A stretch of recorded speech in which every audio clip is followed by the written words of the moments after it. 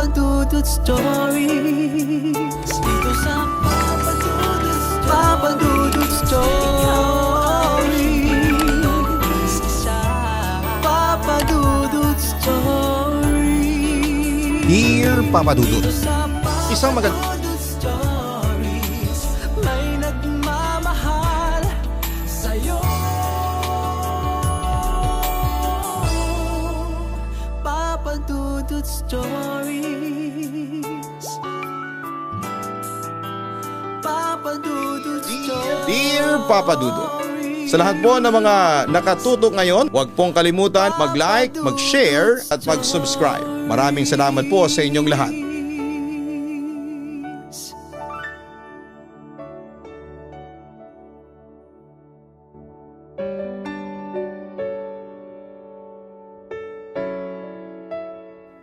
Distance between two people is inconsequential when their souls are united. Yan ang isa sa mga nabasa kong quotes noon na tumatak sa buong buhay ko. Dahil hindi ko akalain na mai-in-love ako sa isang babaeng nasa malayo at telepono lamang ang nag-uugnay sa aming dalawa. Pero bago ako magsimula ay nais ko muna kayong batiin ng isang pinagpalang gabi sa iyo, Papa Dudut, at sa mga libo-libo mong tagapakinig.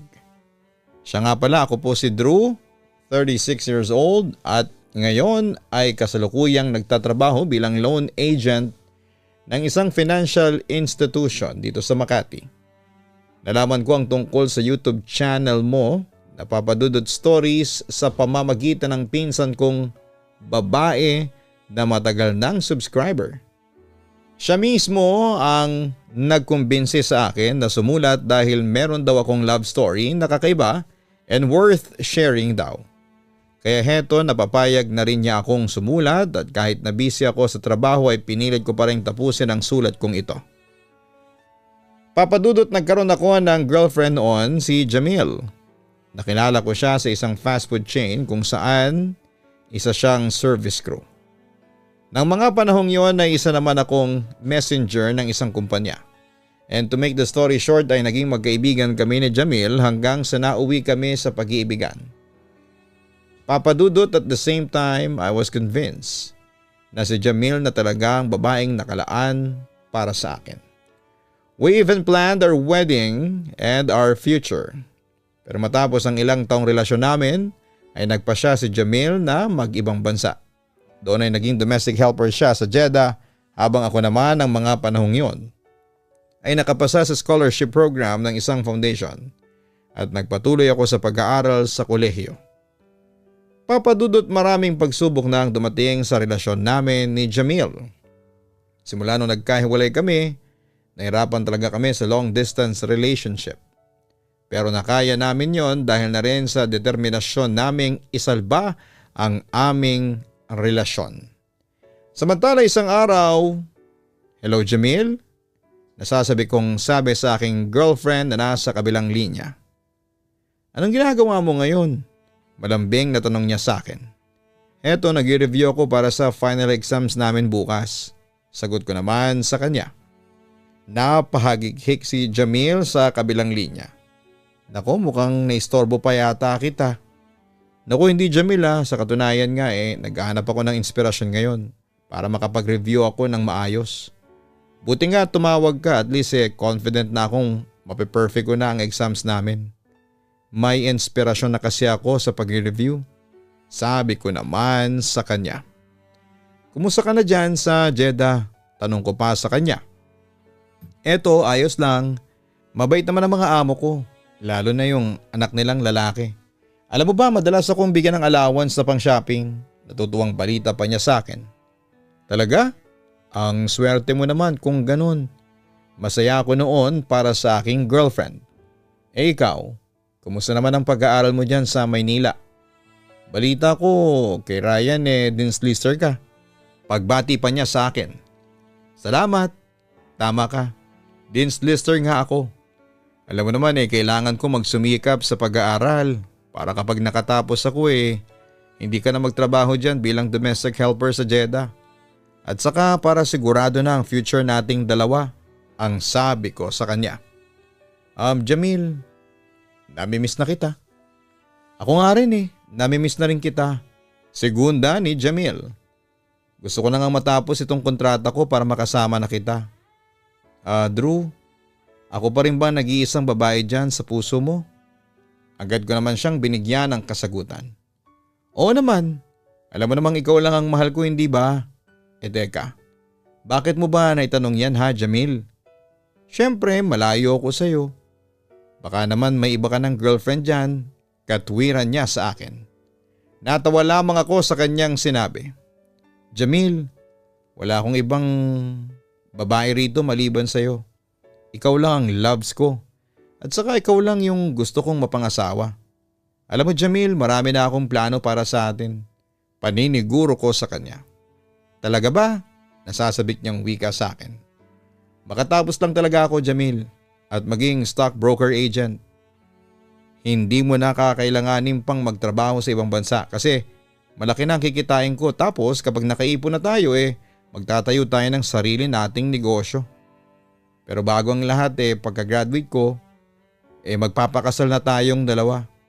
Yon ang binitawan kong pangako sa kanya, Papa Dudut. Alam mo Jamil, super excited na ako na dumating ang araw na yon. Sabi ko pa sa kanya na may halong pananabik. Pagkatapos ng ilang minuto pang kwentuhan ay nagpaalam na sa akin si Jamil at masaya akong bumalik noon sa pag-review. Ngunit nagulat na lamang ako nang mag-ring ulit ang aking cellphone. Pagkakita ko sa screen, napansin kong bagong number ang rumihistro. Agad ko naman yung sinagot. Hello Lisa? Lisa, ikaw ba yan? Sabi ng boses ng babae sa kabilang linya. Excuse me miss. Sinong tinatawagan nyo? Mahinahon kong tanong sa babaeng tumatawag. Si Liza, nandyan ba siya? Nahihiyang sagot niya sa akin. Pasensya na miss pero mukhang nagkamali ka yata ng number na denial. Walang Liza rito at saka cellphone number ko ito. Ang sabi ko naman sa babaeng tumawag. Pasensya na pero wrong number. Hello? Nahihiyang wika ng babae sa kabilang linya. Marami ka bang ginagawa? Gusto ko kasing may makausap ngayong gabi, ang sabi niya.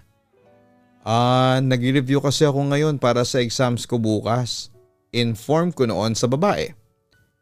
Ganun ba? Naku, pasensya na ha. Nakakastorbo pala ako sa iyo. Malungkot niyang sabi sa akin at akmang ibababa na ang phone pero sa hindi malamang kadahilanan ay pinigilan ko siya. Naku, hindi actually pwede ko namang ipagpaliban saglit yung pagre-review ko. At saka patapos na rin naman ako. Nga pala ako si Drew, pakilala ko. Nahihiya naman siyang sumagot. Ako naman si Therese. Taga saan ka? Taga Ormoc. Pero dito ako nagdo-dorm sa Maynila, sagot ko. Talaga? Ano naman ang pinag-aaralan mo? Economics ang kinuha kong kurso. Economics? Wow! Matalino ka siguro. Baka sa boses niya noon ang labis na pagkamangha. Hindi naman gaano pero dean's lister ako. Nahihiya akong sagot sa kanya. See? Matalino ka talaga. Curious lang ako. Bakit naman economics ang kinuha mong kurso? Tanong niya pa sa akin. Napangiti naman ako. Siyempre pangarap ko kasing maging mayamang negosyante. Gusto ko kasing maging stockholder ng isang malaking kumpanya. Madali kasing yumaman doon. Inform ko pa sa kanya. Ikaw, nag-aaral ka pa rin ba? Oo, nag-aaral pa rin ako kaso special school. Visually impaired kasi ako. Nga pala, education ang kinukuha ko kasi pangarap ko maging teacher sa mga visually impaired na katulad ko. Kwento niya sa akin. Ganon ba? Alam mo napahanga mo ako sa mga sinabi mo. Natutuwa kong sabi sa kanya. Hindi naman makapaniwala si Therese sa aking sinabi. Talaga? May palagay naman ako na magkakasundo tayong dalawa. At saka mukhang masaya kang kausap, ang sabi ko ulit sa kanya. So pwede ba tayong maging phone pals? Masaya niyang tanong sa akin.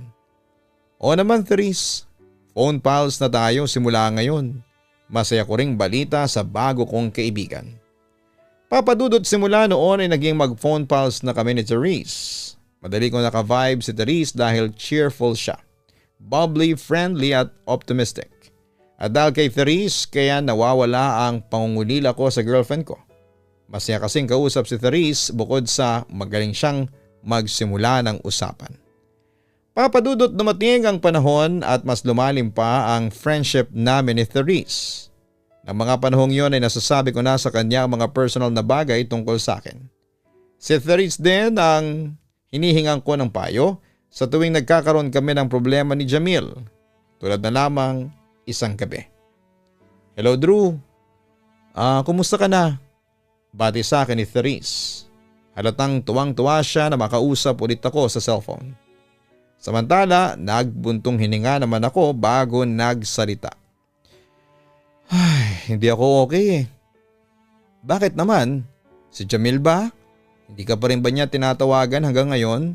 Usisa niya sa akin. "Oo, mag-isang buwan na siyang walang communication sa akin. Nag-aalala na nga ako sa kanya. Eto nga hindi na nga ako makapag-concentrate sa pag-aaral dahil lang sa kakaisip sa kanya. Baka kung ano lang nangyari sa kanya dun, sa Jeddah." Malungkot kong sagot sa aking kaibigan. Baka naman nagtatampo pa rin sa'yo hanggang ngayon." Sumagi ulit sa alaala ko yung huling tampuhan namin bago siya nawala ng komunikasyon sa akin. Malamang simula kasi nung magkatampuhan kami nung isang buwan hindi na siya tumatawag sa akin. Tapos hindi na rin niya sinasagot yung mga email ko sa kanya. Ang masakit pa, blinak pa niya ako sa Facebook. Kwento ko pa kay Therese. "Ganun ba? Nakakalungkot naman." Wika na lamang niya.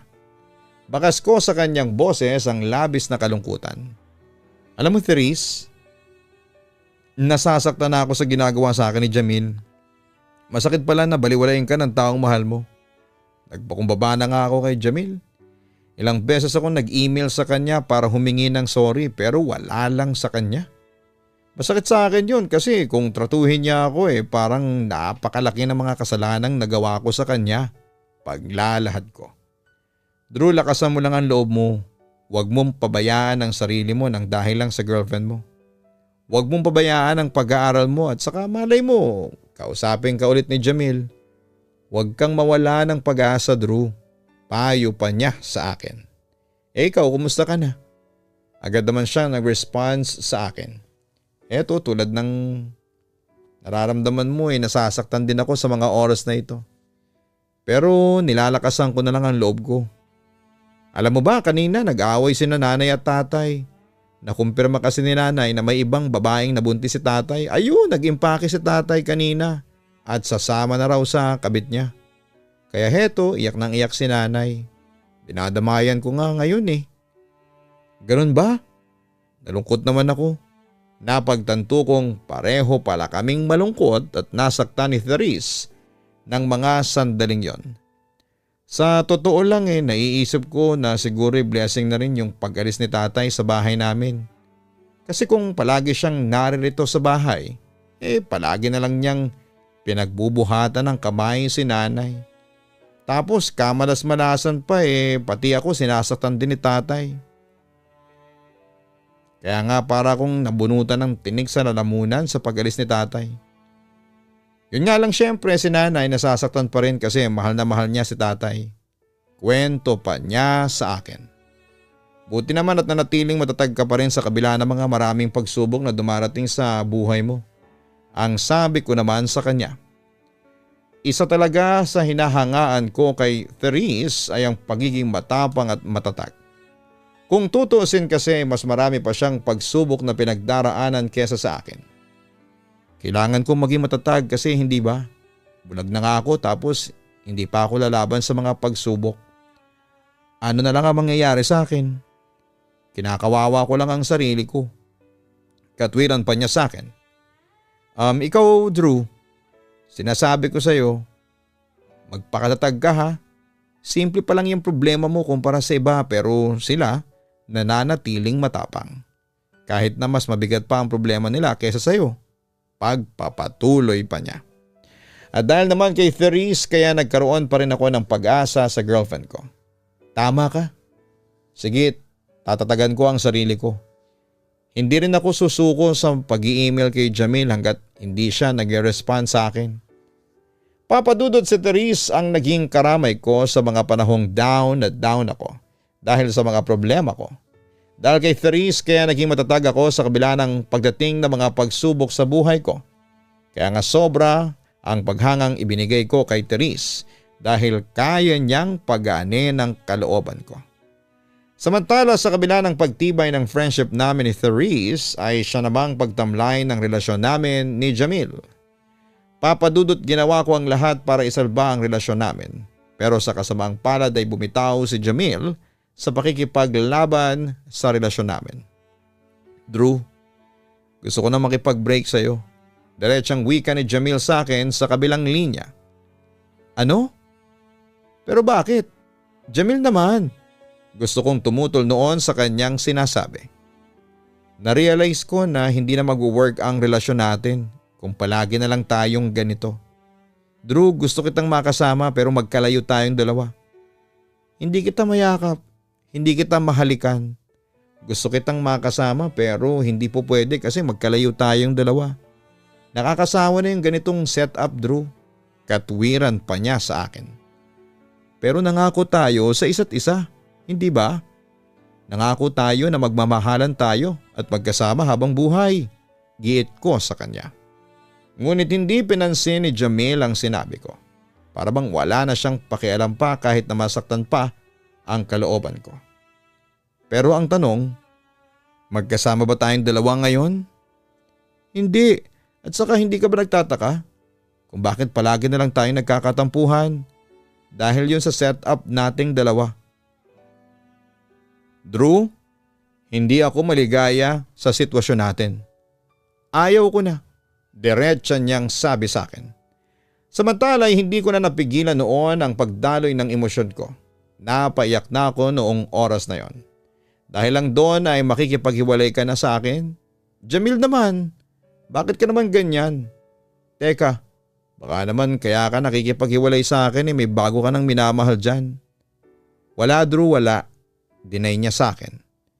Hindi kasi ako makapaniwala na basta-basta mo na lang akong iiwanan. Jamil, alam ko na may iba ka pang dahilan. Nararamdaman ko yun. Sabi ko sa kanya. Wala na akong iba pang dahilan bukod sa hindi na ako maligaya pa sa relasyon natin. I'm sorry. Pero hanggang dito na lamang ang relasyon natin, Drew. Insist pa niya. Jamil, please naman. Huwag ka namang makipag-iwalay sa akin. Mahal na mahal kita. Nagmamakaawa kong sabi sa kanya. Hindi pa kasi ako handa at kahit kailan ay hindi kasi sumagi sa isipan ko na mangyayari ang ganitong eksena. Ang buong akala ko kasi ay si Jamil na ang babaeng nakalaan para makasama ko sa panghabang buhay. I'm sorry Drew pero yun lang ang tinawag ko sa iyo. Huwag kang mag-alala, ipagdarasal pa rin kita na sana'y maging matagumpay ka sa buhay at sana'y makahanap ka kaagad ng babaeng higit pa sa akin. Sabi na lamang niya sa akin bago naputol ang aming linya. Samantala ng araw ding iyon ay tinawagan ko si Therese para ikwento sa kanya ang aking heartbreak. Sabi niya sa akin hindi na raw siya masaya sa relasyon namin. Pero Therese, malakas ang kutob ko na may iba pang dahilan kaya siya nakipaghiwalay sa akin. Narinig ko namang huminga ng malalim si Therese sa kabilang linya bago nagsalita. Drew, kung nakipaghiwalay na siya sa iyo, dapat mo na siyang kalimutan. Tanggapin mo na lang ang katotohanan. Wika niya sa akin. Hindi ko kayang tanggapin. Siguro matatanggap ko pa kung sinabi niya sa akin yung totoong dahilan kaya siya nakipaghiwalay. Kaso hindi Basta-basta na lang niya akong iniwanan. Katwiran ko kung bakit ayaw ko pang bitawan si Jamil. Grabe naman pala yang si Jamil. Pero Drew, kung yun talaga ang desisyon niya na makipaghiwalay sa iyo ay irespeto mo na lang. Aniya. Ngunit tumutol ako noon sa kanyang sinabi. Hindi ganun kadaling tanggapin ang lahat. Hindi ko siya kayang i-give up. Naintindihan kita, alam mo ba, ganyan din yung nangyari sa akin noon. Hindi ba naikwento ko na sa iyo dati si Ryan? Tanong niya sa akin. Bumalik naman sa aking alaala ang ikinuwento sa akin ni Therese na pakikipag-break niya sa kanyang ex-boyfriend. Oo, natatandaan ko yun. Tugon ko pa sa kanya.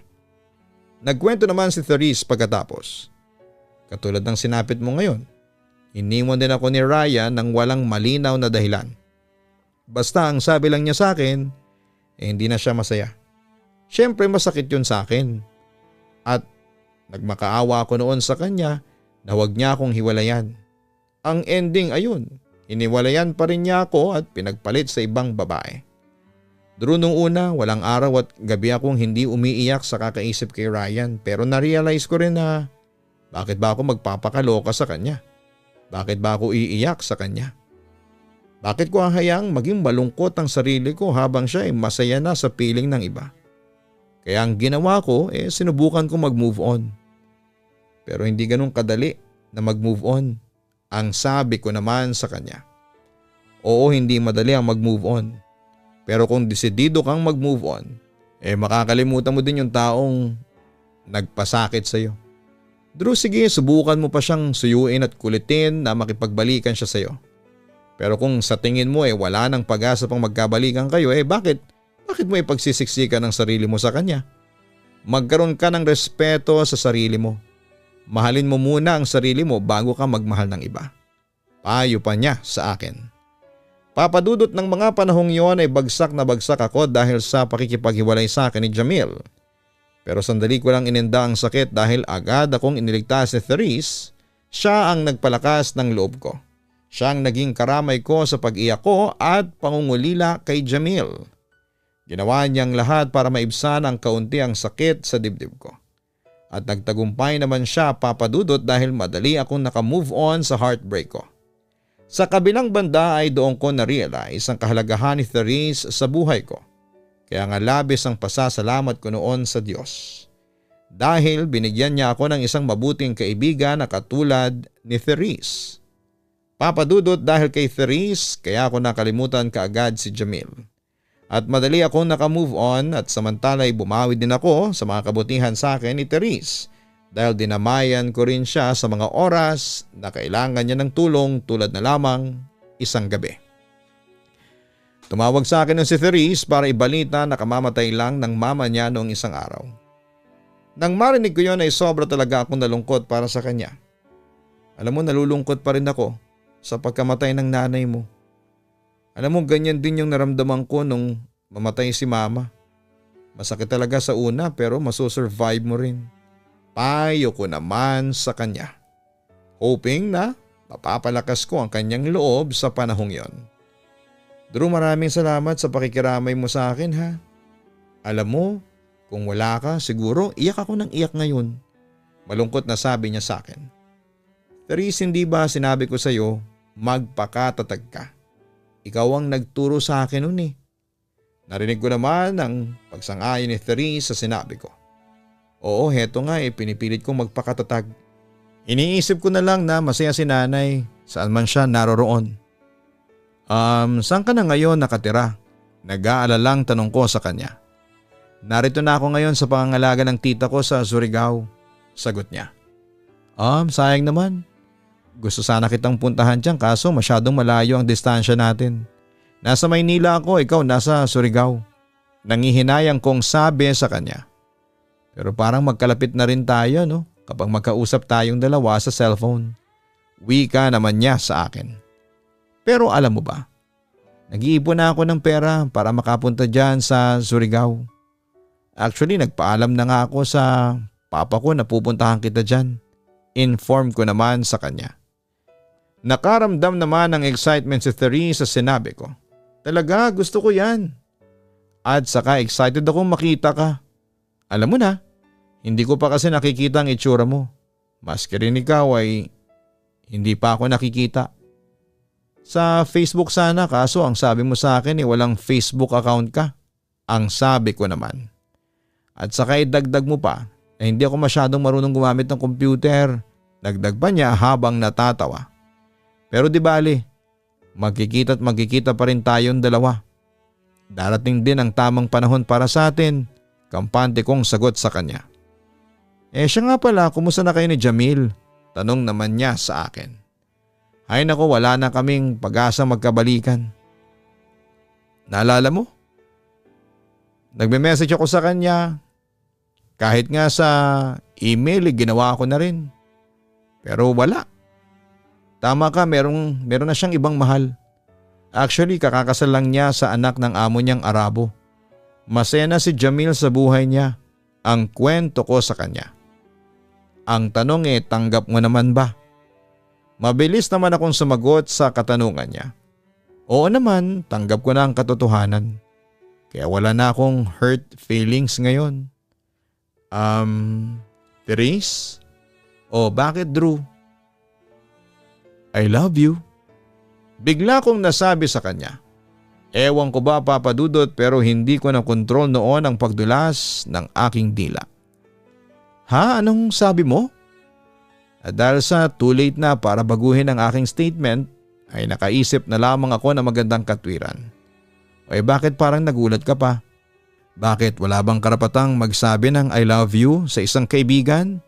Besides, ang maraming ibig sabihin ng I love you no?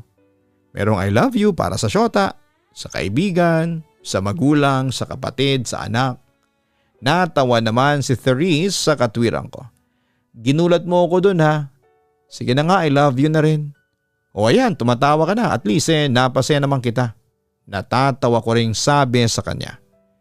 Alam mo dahil sa iyo nakalimutan ko ang lungkot ko. Sumasaya talaga ako kapag kausap kita. Drew salamat ha. Sinserong wika niya sa akin. Wala yun Therese basta ikaw kaibigan. Ang sabi ko naman sa kanya ng gabing yon. Papa Dudut at that point ay inamin ko na nahuhulog na ang loob ko kay Therese kahit na sabihin kasing hindi pa kami nagkikita ng personal. Oo na in love ako sa kanya kahit na hindi ko pa nakikita kung ano ang itsura niya. Samantalang na mga panahong yon ay hindi naman importante sa akin ang itsura.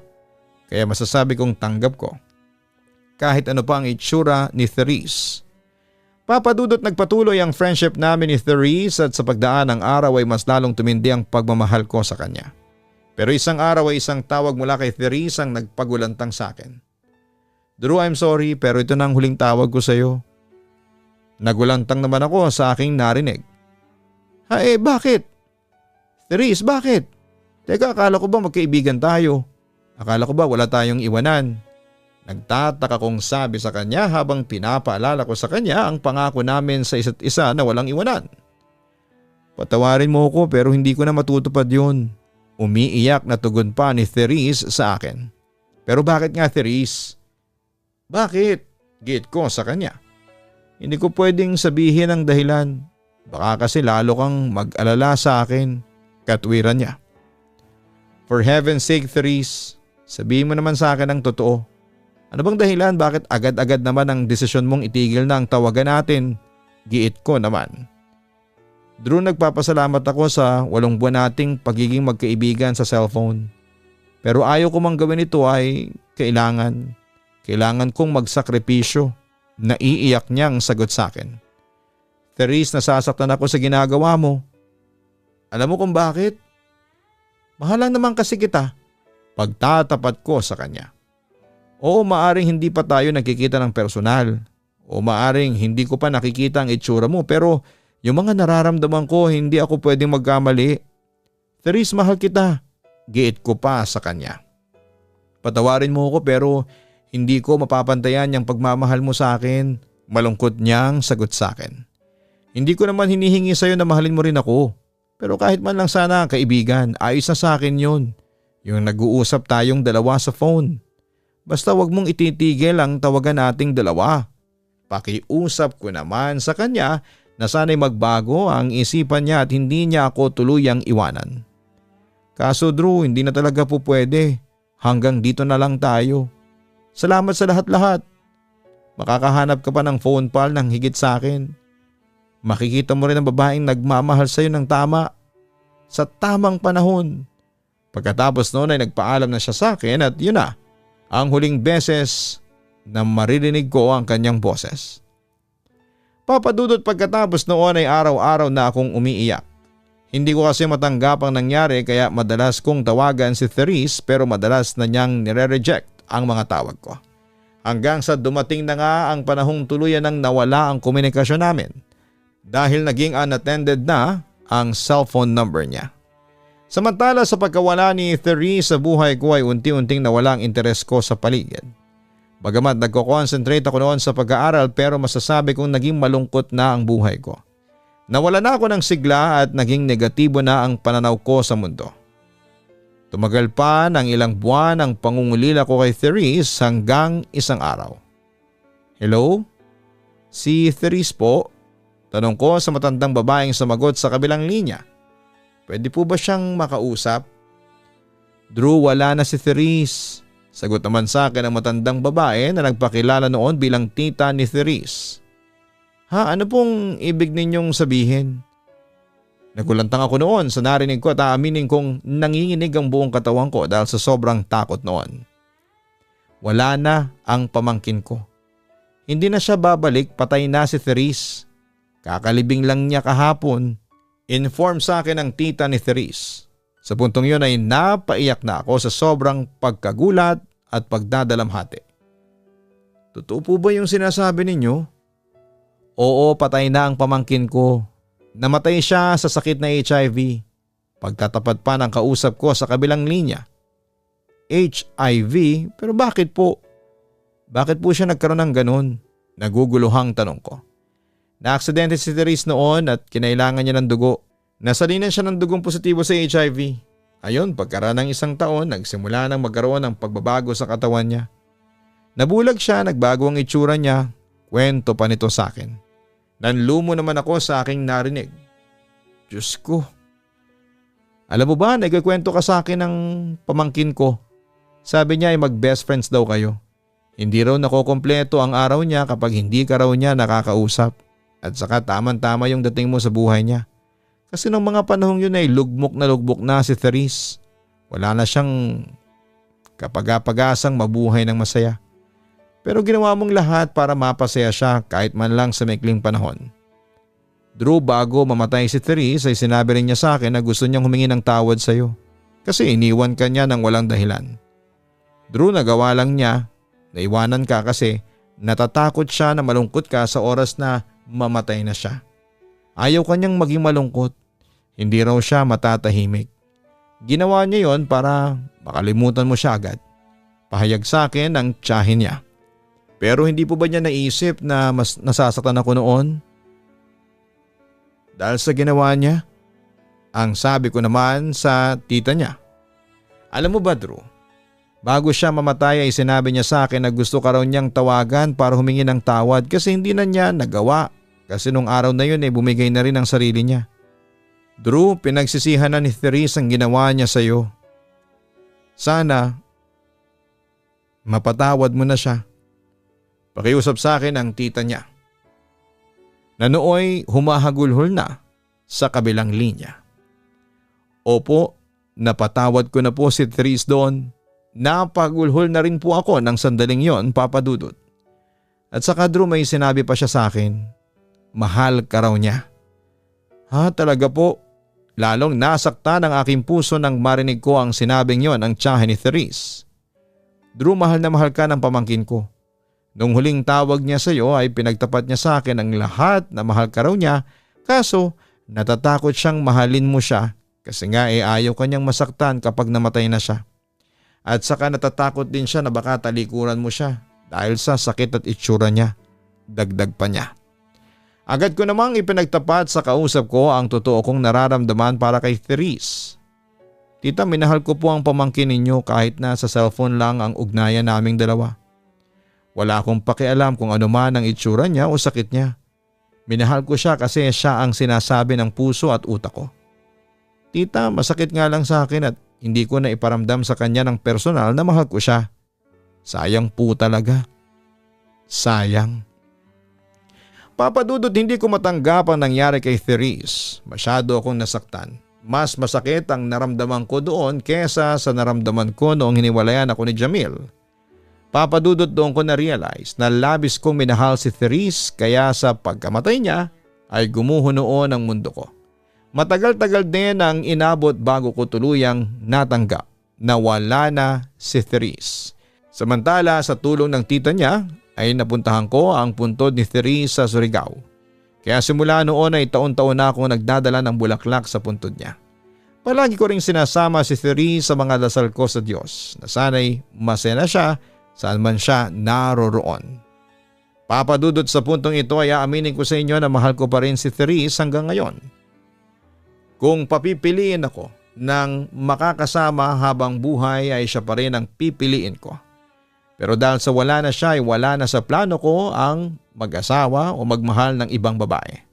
Samantala'y tuloy pa rin ang buhay sa akin and concentrated na lamang ako sa pagtataguyod sa mga magulang ko at pamangkin ko. Masaya na rin ako ngayon dahil naniniwala ako na hindi ako iniwan ni Therese at patuloy pa rin siya sa pagbabantay at paggabay sa akin. Hihintayin ko na lamang siguro na dumating ang panahon na magkikita ulit kaming dalawa sa kabilang buhay.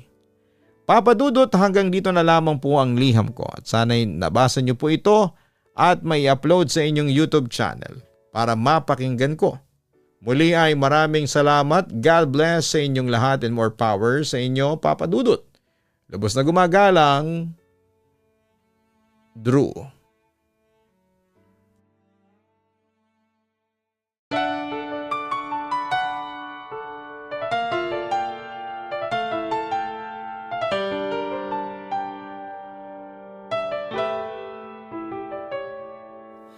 Ang buhay ay mahiwaga,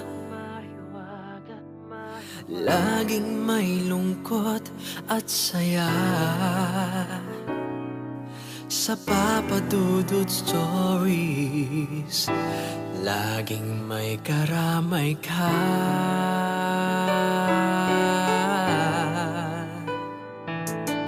Mga problemang kay bigat, dito ay pakikinggan ka. Sa Papa Dudut Stories, kami ay iyong kasama.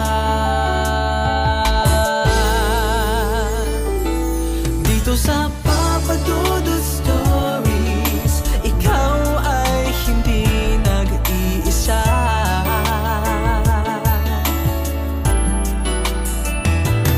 Dito sa Papa Dudut Stories, may nagmamahal sa'yo. Papa Dudut Stories, Papa Dudut Stories,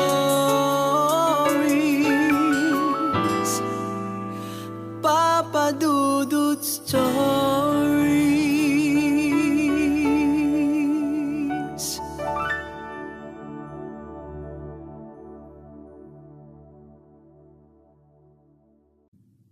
Matakot, kabahan sa mga kwentong nakakagimbal sa Kaistorya YouTube channel with daily post at 7 p.m.